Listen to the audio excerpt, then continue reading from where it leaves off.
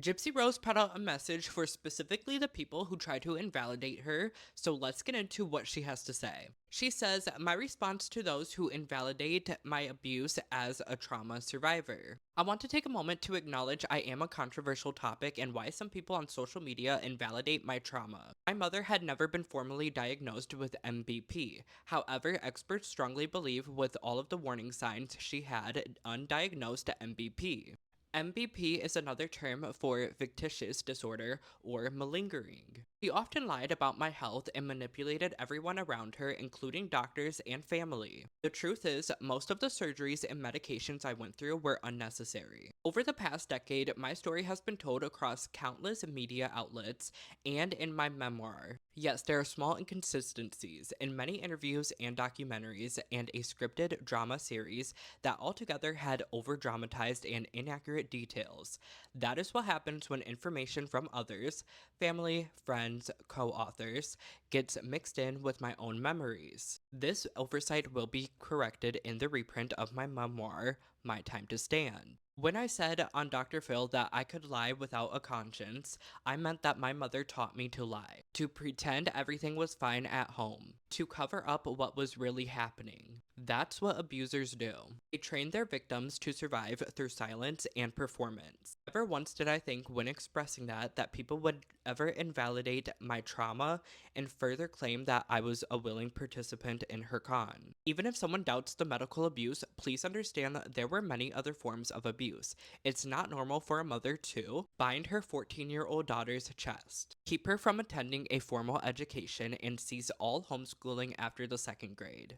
Impersonate her child daughter on Facebook to manipulate her daughter's father. Threaten that the boogeyman, CPS, would take her away for misbehaving, placing fear into her child from a young age. Use manipulation tactics such as triangulation, stonewalling, and verbal abuse, leaving long lasting trust issues. Forge medical and government documents to alter personal information, including last name and even year of birth, all to create an internal child for her own financial gain and emotional control. Those things happened, and they're not normal. I also want to clarify something that is often misunderstood. I do have a chromosomal condition called a microdeletion on 1q21.1. I have been open about this and included it in my memoir. This genetic variation was often considered during my court proceedings. Some people online assume that because I have this microdeletion,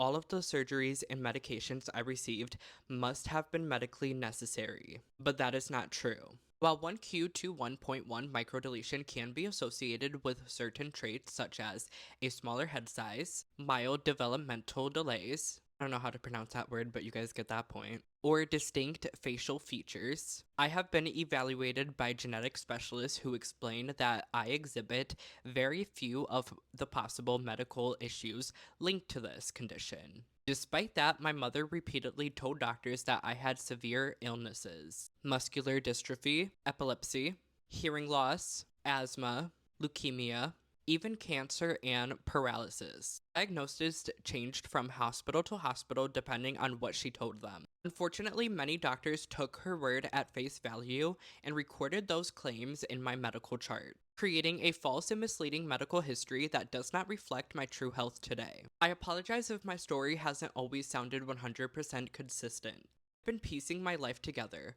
learning what was real and what was a lie told by my mother. That's part of healing from trauma.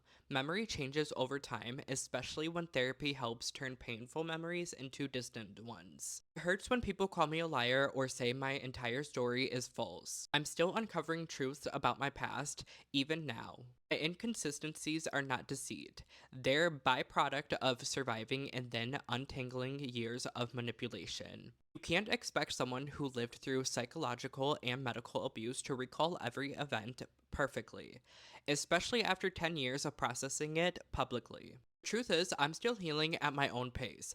I can't live by what others demand of me. Some want me to be an advocate, others only want to judge me. I can only live my life, continue to heal, and tell my truth as I remember and learn it. All I ask is for people to show understanding and compassion. Abuse changes your perception of right and wrong. It shapes how you see the world and yourself. My story is one of survival and not perfection. You are reading this and you are one of those individuals who invalidate me.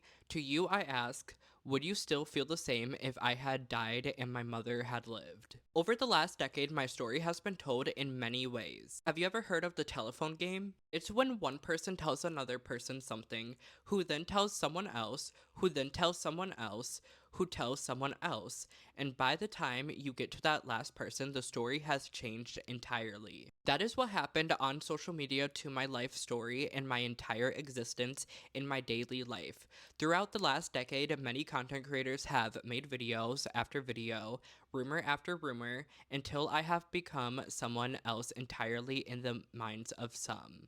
And to others. I have grown far beyond their expectations and continue to overcome trauma as a survivor. Let my story be a cautionary tale of what happens when a perfect storm meets a dormant volcano waiting to erupt. Let my story be a lesson to every victim of MBP that this is their time to stand. Advocate for more education in the hospitals, and affordable or free therapy to survivors, and harsher penalties for abusers. Advocate starts with a voice. Gypsy Rose Blanchard. As always, let me know your thoughts on this in the comments.